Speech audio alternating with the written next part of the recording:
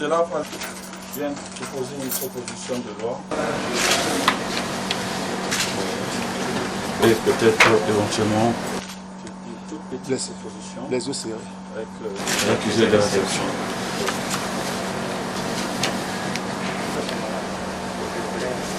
Bon, si vous me donnez bien gentil.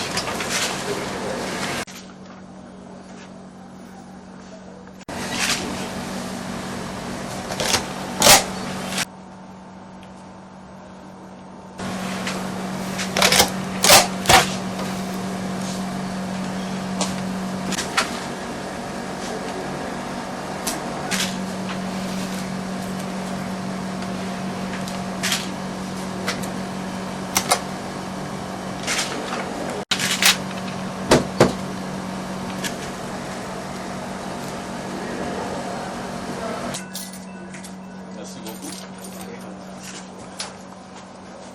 En vertu de pouvoirs qui me sont reconnus par la Constitution, je viens de procéder au dépôt d'une proposition de loi mettant fin à l'état d'urgence sanitaire dans notre pays.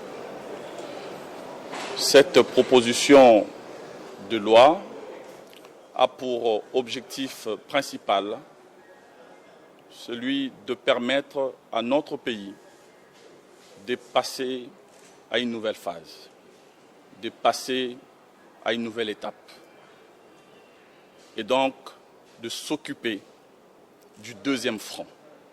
Sur le plan sanitaire, notre pays, avec courage,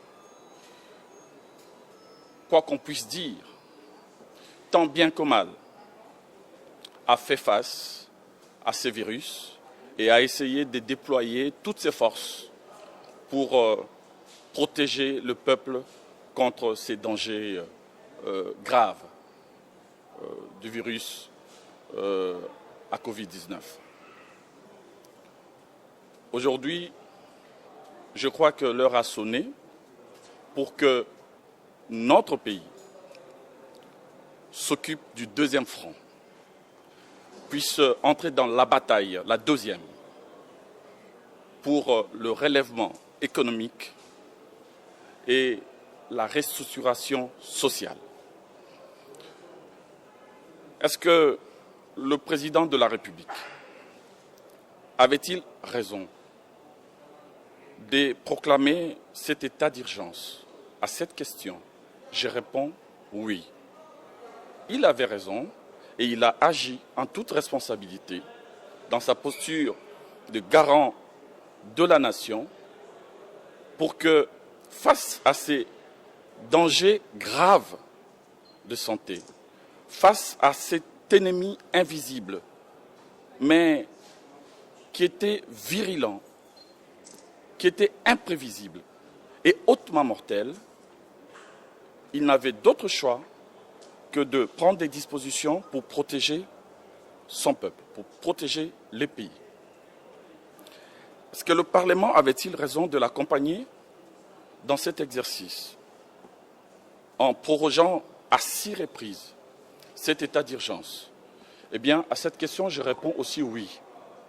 Le Parlement a eu raison, peut discuter sur la méthode, mais il a eu raison d'accompagner le président de la République et le gouvernement de la République dans cet exercice de prorogation de l'état d'urgence, étant entendu que nous étions dans une incertitude mondiale.